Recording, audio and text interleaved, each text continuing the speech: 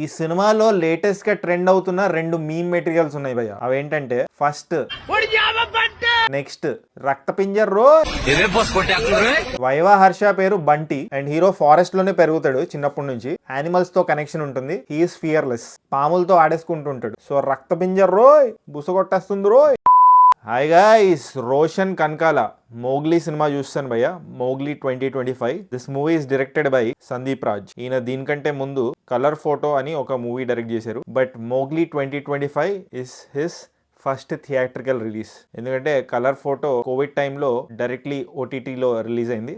So ఆయన ఈ cinema Mowgli 2025 release కి ముందు కొంచెం బాధపడ్డారు. ఎందుకంటే ఆయన cinema was suppose to release on 12th December. కానీ అఖండ 2 వల్ల అది పోస్ట్పోన్ అయింది. యాక్చువల్లీ ఫిబ్రవరికి పోస్ట్పోన్ అవుతుంది అని చెప్పారు.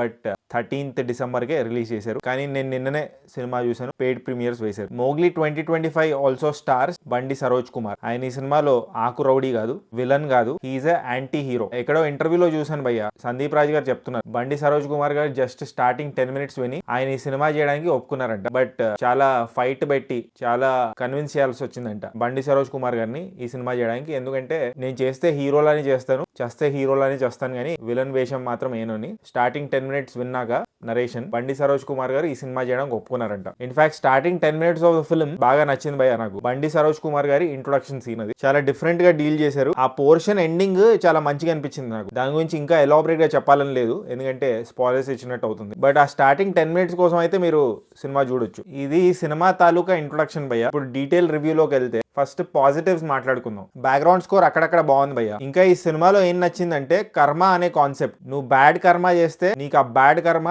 బూమరాంగ్ అయ్యి వస్తుంది. అండ్ మూగ జీవంతో ఒక మూగ హీరోయిన్ క్యారెక్టర్ ని పెట్టారు. ఈ కనెక్షన్ నాకు బాగా అనిపించింది. ఆ థాట్ ఇస్ గుడ్. నేను చిన్నప్పుడు మోగ్లీ అనే కార్టూన్ చూసానండి భయ్య. DD1 అని ఒక ఛానల్ ఉండేది, గవర్నమెంట్ ఛానల్ అది. దాంట్లో మోగ్లీ అని ఒక కార్టూన్ వేసేవాడు. ఎవ్రీ సండే మార్నింగ్ వచ్చేది, తప్పకుండా చూసేవాడిని. వీక్లీ వన్స్ వచ్చేది ఆ సీరియల్. హిందీలో చూసేవాడిని నేను. దాని టైటిల్ సాంగ్ మస్తు ఉంటుంది. జంగల్ జంగల్ బాత్ చలి హై పతా చలా హై.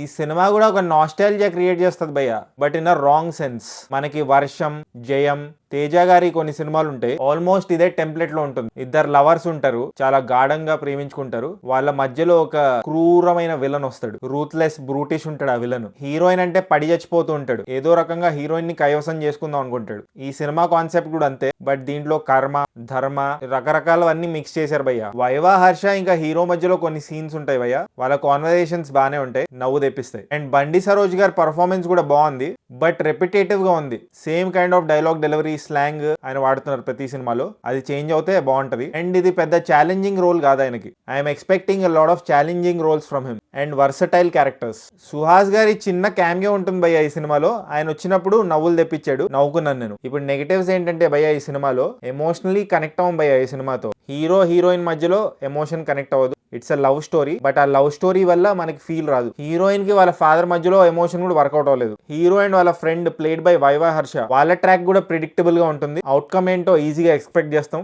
ఫస్ట్ హాఫ్ లో ప్రొసీడింగ్స్ చాలా స్లోగా ఉంటాయి భయ్య. హీరో హీరోయిన్ మధ్యలో లవ్ స్టోరీ ఎస్టాబ్లిష్ చేయడానికి చాలా టైం తీసుకుంటాడు. అండ్ విజువల్స్ పరంగా కూడా సినిమా అంత పాత్ బ్రేకింగ్ గా లేదు. ఇన్ఫాక్ట్ కొంతమంది ఆర్టిస్ట్ ఉంటారు, ఎస్పెషల్లీ హీరోయిన్ పక్కన ఒక ఫ్రెండ్ క్యారెక్టర్ ఉంటుంది. ఒక సీన్ లో అయితే ఆమె మేకప్ గ్లేరింగ్ గా ఉంటుంది, మేకప్ వేసినట్టు క్లియర్ గా కనిపించేస్తూ ఉంటుంది. The director of photography DOP should have taken care. Viva Harsha గారు ఈ సినిమాలో ఫ్రెండ్ క్యారెక్టర్ అని చెప్పాను కదా భయ్య. ఆయన క్యారెక్టర్ కొంచెం మాస్ సినిమాలో సునీల్ గారి క్యారెక్టర్ లాగా ఉంటుంది. ఆయనకు ఒక ఫైట్ కూడా ఉంది ఈ సినిమాలో, కానీ ఎమోషనల్లీ వర్కౌట్ అవ్వకపోవడం వల్ల ఆ ఫైట్ ఎక్కలేదు నాకు. కొంచెం సింక్ అవ్వలేదు, డైజెస్ట్ అవ్వలేదు. ఇంకో నెగటివ్ ఏంటంటే భయ్య, టైటిల్స్ చాలా అవుట్డేటెడ్ గా ఉంది.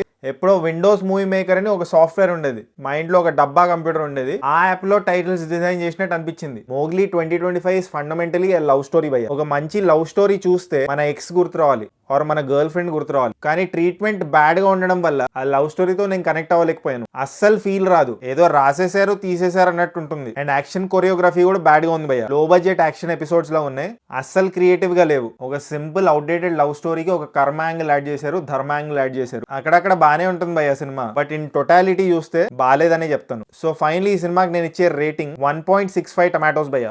ఒకవేళ మీరు ఈ సినిమా చూస్తుంటే మీరేం టమాటోస్ ఇస్తారో కామెంట్ చేయండి. అండ్ జస్ట్ ఇన్ కేస్ ఇంకా సబ్స్క్రైబ్ చేసుకోకపోతే సబ్స్క్రైబ్ చేసుకోవచ్చు కదా. పుచ్చు పుచ్చు.